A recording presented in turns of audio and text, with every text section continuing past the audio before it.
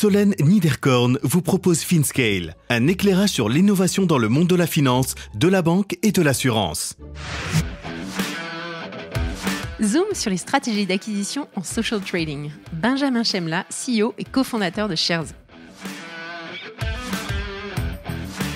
Deux manières de lancer différemment un pays, l'Angleterre, la France.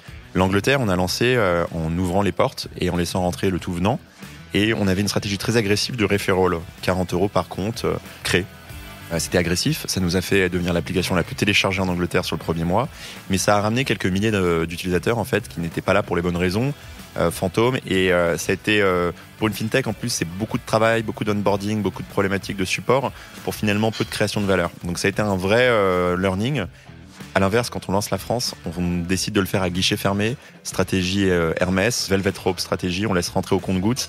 Et en fait, on limite l'accès à seulement 1000 utilisateurs. Et aujourd'hui, ils sont toujours là et ce sont nos power users. Pour ce repeat founder, lancer une nouvelle boîte, c'est presque devenu une routine. Mais s'attaquer en revanche au trading social, ce n'était pas gagné d'avance. Cette semaine, j'échange avec Benjamin sur la création de Shares depuis les tout débuts avec ses cofondateurs jusqu'au lancement de l'app en France. Nous faisons un focus particulier sur la stratégie d'acquisition. Je suis désolée pour les anglicismes, on parle du persona, de l'inbound, de l'outbound, des referrals et du branding du CEO. J'ai bien entendu demander à Benjamin de passer au crible les déploiements au Royaume-Uni et en France, le contexte et la nature des intégrations de leurs partenaires, les services prestés ainsi que les actifs disponibles. Il est génial cet épisode. Bonne écoute à tous.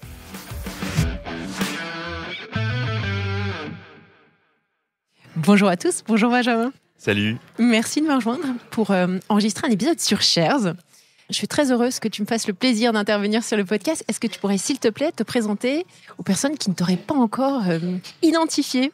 Bien sûr. Donc, je m'appelle Benjamin Chemla. Je suis entrepreneur depuis une dizaine d'années et je suis actuellement fondateur et président de la société Shares, qui est une plateforme d'investissement. Super. Mais ça c'est quelques dernières années. Mais avant, tu as quand même pas mal d'années d'entrepreneuriat. Donc, qu'est-ce que tu disais avant de créer Shares ? Écoute, ça a été 10 années agitées. J'ai commencé comme étant étudiant en droit et j'ai passé le barreau. Donc, je me prédestinais à la carrière d'avocat, ce qui explique mon goût pour les environnements complexes et régulés. J'ai ensuite, tout de suite après l'école du barreau, monté ma première entreprise dans le food delivery, qui a fusionné et qui est devenu Resto In, qui était un précurseur de Deliveroo, qu'on a amené avec Clément Benoît dans 5 pays et 11 villes. Revendu au groupe La Poste en 2015, date à laquelle on fonde notre deuxième aventure, Stuart, dans la logistique, dans le dernier kilomètre, qui permettait de connecter des livreurs indépendants avec des retailers et des e-commerce. Revendu au groupe La Poste également en 2017. Ensuite, je suis parti vivre aux États-Unis. J'ai voulu tenter quelque chose de totalement différent dans le fitness, dans l'immobilier, pendant 3 ans. 3 ans fantastiques, malheureusement interrompus par le Covid. Et là, retour à la case départ, je rentre en France. Et depuis 2021, je suis du coup l'heureux cofondateur de Shares, qui est une aventure dans les finances, dans les fintech. Donc un nouvel environnement pour moi à l'époque. Maintenant, c'est devenu un terrain de jeu qui me plaît beaucoup. Et donc voilà l'aventure Shares qu'on va un petit peu dont on va parler aujourd'hui. Exact, parfait. Alors, Shares, si tu pouvais nous dire en 1 minute ce que c'est, parce que je voulais d'abord qu'on parle d'acquisition avant de parler de ce que vous proposez de plus en détail. Est-ce que ça te va de faire comme ça ? C'est parfait. Ok, donc Shares en 1 minute. Shares, c'est la première plateforme d'investissement qui donne accès à des actions fractionnées, donc dès 1 euro, des actions américaines, des actions européennes, des ETF et des cryptos. Et tout ça mélangé avec un réseau social. C'est-à-dire qu'on peut suivre les mouvements sur la plateforme de ses contacts. Donc c'est vraiment un service financier. On opère les transactions, on donne accès à tous ces produits financiers et on donne également ce volet social qui permet aux gens d'être accompagnés un petit peu par la communauté dans leur prise de décision. On veut vraiment que nos utilisateurs développent leur futur financier et soient accompagnés dans leur prise de décision et dans leur découverte de l'investissement grâce au pouvoir de la communauté. Super. Alors, je t'avais dit que j'avais envie de parler d'acquisition, puisqu'il y a quand même pas mal de monde qui se presse dans cet environnement, dans l'environnement de la wealth tech. Il y avait déjà des acteurs quand vous êtes arrivés. J'étais vraiment très intéressée que tu nous parles du persona identifié au tout départ quand vous avez lancé Shares. Et pourquoi vous avez choisi ce type de persona-là ? Sur quoi vous êtes basé pour commencer votre acquisition ? C'est le social est core dans l'histoire et le développement de Shares, mais aussi dans son acquisition. Il y a un enjeu de viralité évident. Les users ramènent des users, ce qui n'est pas le cas de toute plateforme d'investissement, parce que justement, plus leur entourage va être sur la plateforme, meilleure va être leur expérience d'investissement. Et donc, c'est un peu le hack de départ. C'est un hack en fait que j'ai constaté pendant la période du Covid sur des plateformes comme Reddit, où il y a eu le fameux épisode GameStop, où en fait une masse d'utilisateurs se sont pressés sur des titres pour les défendre face à des hedge funds. Et on fait du coup collectivement monter les valeurs qui étaient pressenties à la baisse. Et ça a été fantastique. Et on s'est aperçu combien finalement sur des plateformes de type réseaux sociaux, les gens pouvaient parler investissement. Moi, j'ai trouvé ça dangereux au départ parce que ces plateformes sont pas régulées. Donc, je me suis donné le challenge de créer une plateforme d'investissement régulée, un vrai service d'investissement, mais où les discussions auraient lieu. Et non pas, ces discussions, elles ont lieu dans la plateforme et pas en dehors. Donc, ça répond un peu à la question de l'acquisition. C'est-à-dire qu'on a visé un persona qui est pas forcément soit néophyte, soit expérimenté. En fait, l'écart type est assez important, mais en tout cas, qui va rechercher l'échange. Aujourd'hui, on vit dans un monde extrêmement social. On choisit ses vacances en regardant des reviews sur Internet des différents lieux. On va choisir son restaurant en regardant des notes. Pour moi, la finance n'est pas une exception. Je pense que l'on soit expérimenté ou non, que l'on soit dans le partage justement de son expérience ou dans la découverte de celle des autres, Shares va être le théâtre de ces échanges et ça donne du coup des résultats assez étonnants. Alors, si on compare avec du copy trading, parce qu'il y a d'autres plateformes qui proposent du copy trading, est-ce que vous identifiez un persona qui est différent de ceux qui font du copy trading ?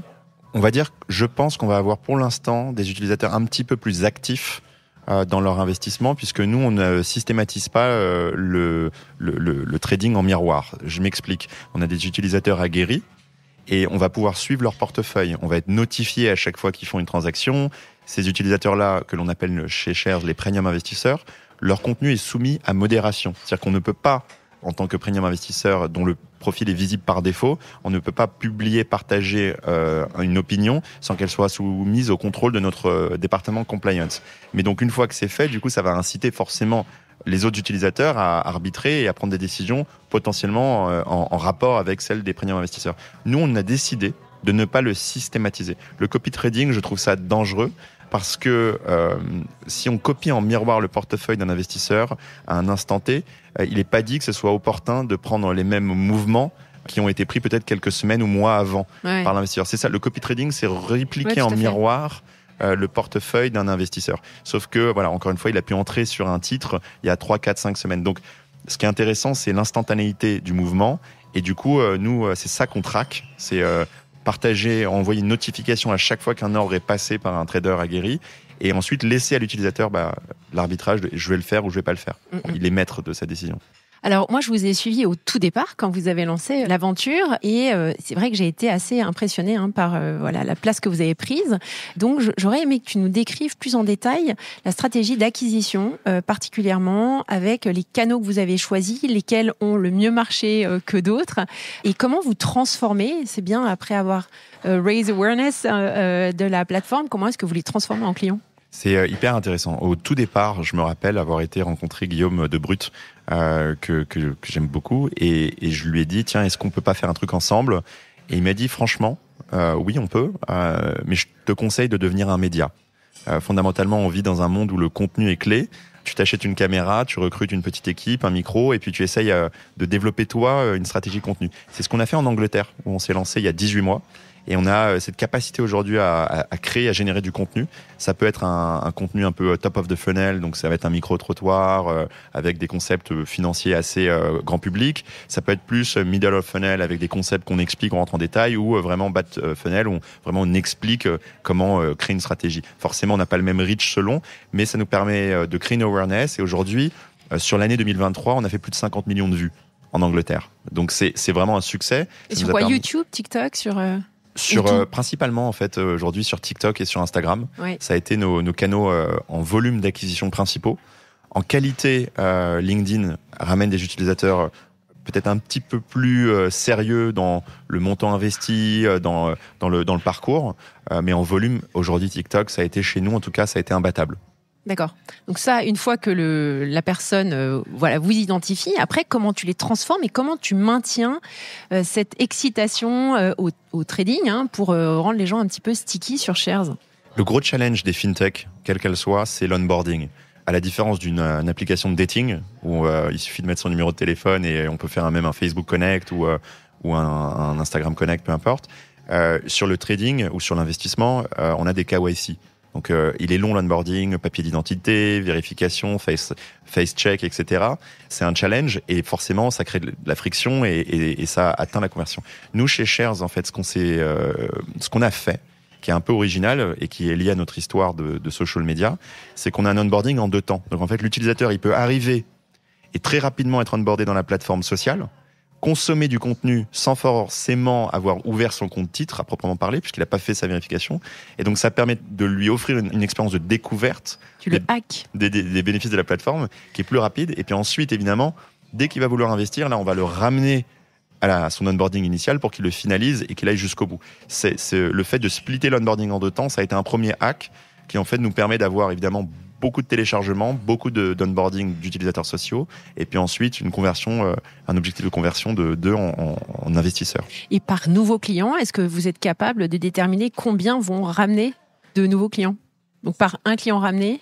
C'est le challenge, c'est encore faible, c'est-à-dire qu'on s'attendait à ce qu'un client ramène potentiellement une 50aine. Tous ses potes? Finalement, non, mais c'est intéressant, en réalité, vous avez 1% qui ramène beaucoup et 99% qui ramènent peu. Donc l'idée, c'est d'identifier ces power users qui peuvent même être des investisseurs professionnels un peu aguerris qu'on va pouvoir mettre en avant. Donc identifier d'un côté ces power users qui vont ramener beaucoup de monde, avoir une logique d'affiliates aussi. C'est un gros levier d'acquisition, les affiliates de tout type, mais de gros levier d'acquisition. Et puis en revanche, effectivement, avoir des fonctionnalités qui poussent l'utilisateur plus traditionnel à ramener des gens, mais on va dire que ça se compte sur les doigts de la main. Et c'est d'ailleurs, on va en parler parce que je crois qu'on va parler des échecs ou des succès en acquisition. Justement, ça a été un shift dans notre logique de referral. On a voulu redonner plus de valeur au referral, tout en sachant qu'un utilisateur en moyenne allait en ramener plutôt moins de 5.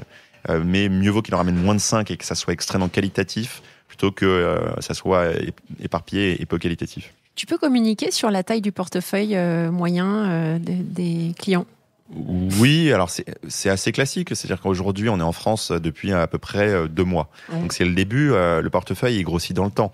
D'abord parce qu'on espère que les gens gagnent de l'argent, donc ils investissent et ils ont un rendement. Et puis par ailleurs, généralement, ils allouent un peu plus chaque mois. Donc je dirais que la trajectoire qu'on peut se souhaiter, et pour l'instant c'est celle que l'on prend, ça serait de commencer à plus ou moins 450-500 euros en moyenne. Donc évidemment, vous avez des gens qui investissent beaucoup plus, d'autres beaucoup moins.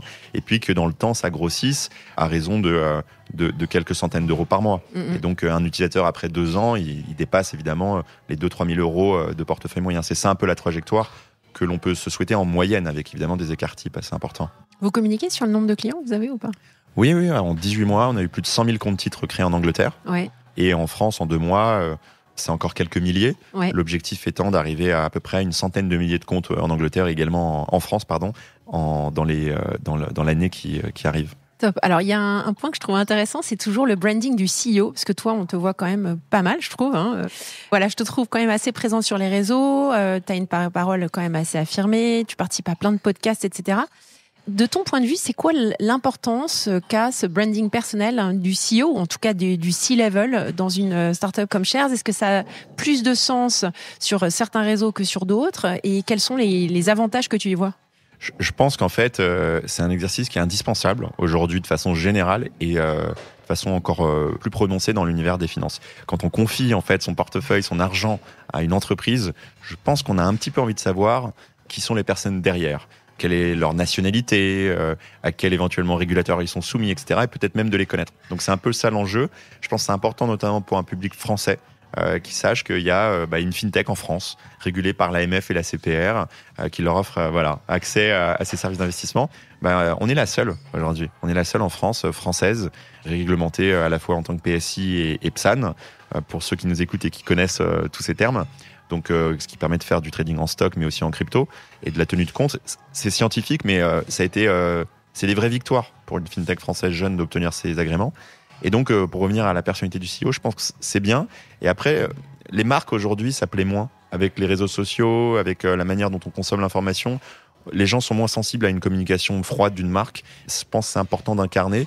On n'est pas non plus au niveau d'un Franck Provost ou d'un Alain Flelou dans la personnification, mais je pense voilà, que l'entrepreneur, c'est un bon véhicule pour transmettre des messages. Juste pour conclure sur cette première partie, sur l'acquisition, est-ce que tu pourrais nous partager des fails ? Des succès, tu en as déjà parlé. Absolument. Deux manières de lancer différemment un pays, l'Angleterre, la France. L'Angleterre, on a lancé en ouvrant les portes et en laissant rentrer le tout venant. Et on avait une stratégie très agressive de referral, 40 € par compte créé. C'est énorme. C'était agressif, ça nous a fait devenir l'application la plus téléchargée en Angleterre sur le premier mois, mais ça a ramené quelques milliers d'utilisateurs en fait qui n'étaient pas là pour les bonnes raisons.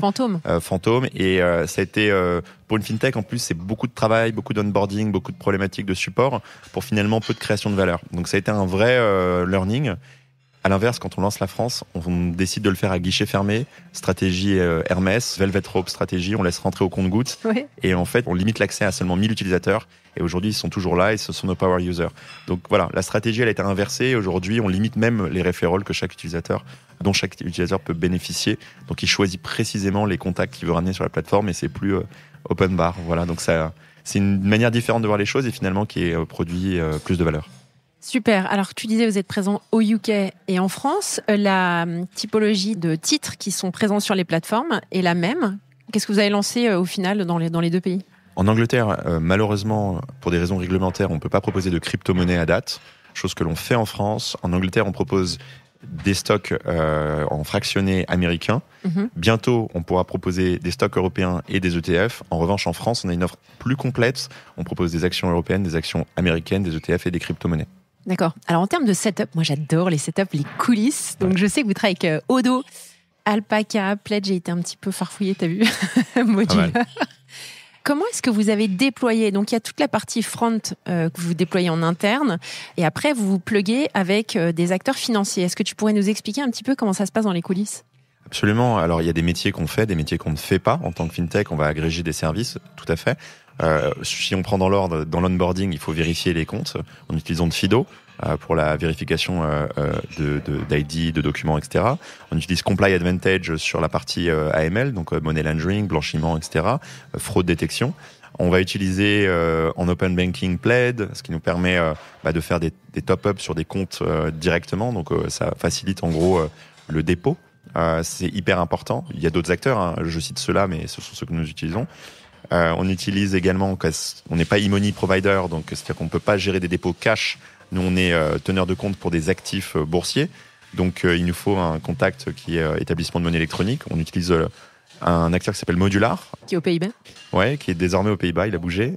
Ils étaient en Irlande avant. Ouais. Et ils sont très bien. Ils sont utilisés par d'autres plateformes. Revolut les utilise aussi pour une partie de leur activité. Ils sont passés sur mon podcast. Ah oui, voilà, en anglais, très bien.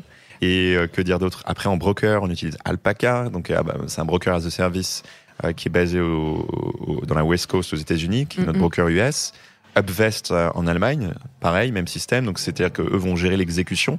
Et donc, nous, ce qu'on fait, parce que là, on peut se poser la question, alors, qu'est-ce que vous faites ?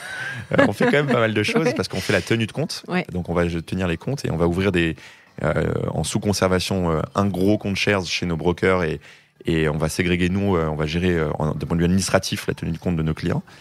Et enfin, donc sur l'épargne salariale, on n'a pas parlé. La RTO. Et on va gérer la réception et la transmission d'ordre, absolument.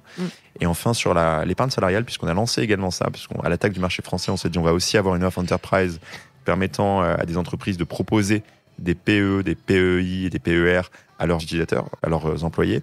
On a en sous-conservateur la banque Odo. Donc voilà, donc c'est beaucoup de partenariats à nouer, c'est très complexe, mais en tout cas, c'est hyper intéressant et heureusement, on peut faire ce genre de choses aujourd'hui. Alors, je voulais que tu me parles, on a échangé la dernière fois pas mal sur le sujet, de la façon dont ça s'est passé pour avoir le PSI et le PSAN. Pourquoi ça a pris autant de temps, les recherches d'agrément ? Alors, moi, j'ai un truc que je dis souvent qui fait rire. Entre la toute première fois que je rencontre quelqu'un de l'AMF et l'obtention de l'agrément PSI, j'ai eu le temps d'avoir 2 enfants. Ouais, des jumeaux ? Et c'est pas des jumeaux. Donc, ça a été assez intense. Je pense que c'est aussi c'est lié à 2 choses. La première chose, c'est qu'en France, on a 2 régulateurs. Et un agrément PSI, c'est un agrément complexe, complet, avec des interactions riches, avec d'un côté l'AMF qui supervise et de l'autre côté l'ACPR, donc la Banque de France qui délivre l'agrément. Donc ça veut dire qu'il y a 2 fois plus d'échanges et d'interaction, 2 fois plus de questions, d'aller-retour, etc. Des gens à mettre autour d'une table. Donc c'est compliqué, c'est long, mais je regrette pas. Parce qu'aujourd'hui, c'est un asset qui nous permet de faire beaucoup de choses. On a été accompagnés et aujourd'hui, c'est une vraie force que l'on a. Donc c'est une bonne chose. C'est beau. C'est une bonne chose. Très diplomate. Non, mais c'est une bonne chose. Quand on a passé la barre, on est content. Quand on est avant, on est toujours un peu impatient, mais quand on l'a passé, c'est... J'aurais aimé quand même que tu parles de l'equity story, parce que vous avez des super investisseurs, vous avez Singular, vous avez GFC Valar Ventures. Nous expliquer un petit peu comment tu as convaincu tous ces investisseurs que c'était le bon moment de lancer ça, sachant que, encore une fois, il y avait du monde déjà qui se pressait, et déjà des eToro et des gros acteurs comme ça qui étaient bien présents. Donc comment tu as su les convaincre ? Je pense qu'on a créé, et c'est prétentieux ce que je vais dire, mais c'est pas de moi dont il s'agit, c'est des autres. On a créé la meilleure, ou l'une des meilleures équipes fintech en Europe, consumer. Très vite, très tôt, dès le départ. Et ça, c'est aussi grâce à mes 2 cofondateurs. Arjas, mon CPO, il était quand même product owner de l'application trading de Revolut, qu'il avait créé depuis le début, donc de 0 à 2 millions d'utilisateurs. Ouais. Donc il avait ce track record. François, il avait été CTO d'une boîte en machine learning, mon cofondateur et CTO, qui s'appelle Préligence. Donc j'avais vraiment une super équipe et très tôt, très vite, on a monté une armée. Ça a vraiment séduit cette énergie, ce mouvement de départ, nos investisseurs. Et chose inédite pour moi, parce que j'ai eu des aventures, mais jamais à ce point-là, 13 quasiment ou 14 marques d'intérêt à notre création, d'investisseurs différents qui se battaient pour l'idée de notre round. Donc c'était fantastique, et donc on a levé coup sur coup très vite, 8, puis 40 millions, donc au total à peu près 90 millions en dollars. C'était extraordinaire, et je dois reconnaître vraiment le soutien de Valar Venture, il est exceptionnel. Valar, c'est le fonds de Peter Thiel. Ils ne font que de la fintech, donc c'est extrêmement valorisant. En France, ils ont fait que 2 boîtes, c'est Conto et Riget. Ils sont derrière TransferWise, Bitpanda. Enfin, voilà, N26, les avoir, ça a été extraordinaire. Et forcément, quand j'ai eu leur go quasiment immédiat, ça a encore plus créé du FOMO autour de notre trajectoire. Et ça nous a aidés. Puis après, il y a d'autres gens très bien comme Singular, GFC, etc. Donc on a eu beaucoup de chance. Ok, écoute Benjamin, c'était super intéressant. Bravo pour tout ce qui est accompli en un temps record. On voit derrière l'équipe qui cartonne. Est-ce que tu pourrais nous partager un peu les prochaines étapes et peut-être revenir un peu sur l'épargne salariale, parce que tu l'as brièvement évoqué? Oui, au départ, pour nous, c'était un peu un cheval de Troie. On s'est dit, c'est un levier d'acquisition, justement, plutôt que d'aller chercher un par un des utilisateurs et leur faire créer des comptes titres. Nous, on va créer finalement une offre entreprise permettant d'acquérir des entreprises et donc leurs salariés via l'épargne salariale. Et en fait, c'est devenu une de nos vocations. Il y a un contexte économique qui n'est pas anodin, c'est celui de la loi partage, la réforme des retraites. Aujourd'hui, il faut savoir que toutes les entreprises de plus de 11 salariés en France rentables doivent s'équiper d'ici le 1er janvier 2025 d'un plan d'intéressement, c'est-à-dire concrètement de cet outil, cette enveloppe fiscale qui est le plan d'épargne. En fait, on parle quand même de presque 2 millions de personnes. Donc il y a 2 millions de Français qui sont équipés dans les 12 mois et il n'y a aucune plateforme qui a digitalisé l'offre. C'est une catastrophe et donc nous, on pense qu'il y a un boulevard. Et c'est une opportunité d'acquisition qui est intéressante et qui nous rend... c'est très franco-français, mais il y a des opportunités similaires d'ailleurs dans d'autres pays puisque les systèmes se ressemblent. Donc voilà, c'est une de nos vocations avec une architecture ouverte et c'est ce qu'on fait avec la Banque Odo. Donc on a une grande quantité de fonds qu'on peut proposer et on a créé tous les dispositifs et nos premiers clients sont onboardés ce trimestre. Donc c'est extrêmement aussi intéressant. Et d'autres pays ? Oui, absolument. Donc l'objectif vraiment maintenant, c'est 12 prochains mois, gros focus. On veut vraiment avoir une grosse position en France. On veut continuer de grossir en Angleterre. Donc vraiment, on va mettre les bouchées doubles sur ces 2 pays. Et une fois que ça sera chose faite, nous, on est passeportés dans 27 pays, donc disponibles dans 27 pays.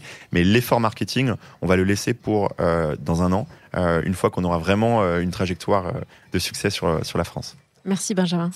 Comme je sais que tu m'écoutes, tu sais qu'à la fin, je pose toujours une question d'inspiration. Donc, qu'est-ce que tu nous recommandes ? En livre, du coup. Ouais. Si tu veux. Podcast, maintenant, soyons ouverts. En livre, on va être très très politique. Je veux dire le 0 to 1, qui est le livre de Peter Thiel, qui est un must, voilà, qui est passionnant.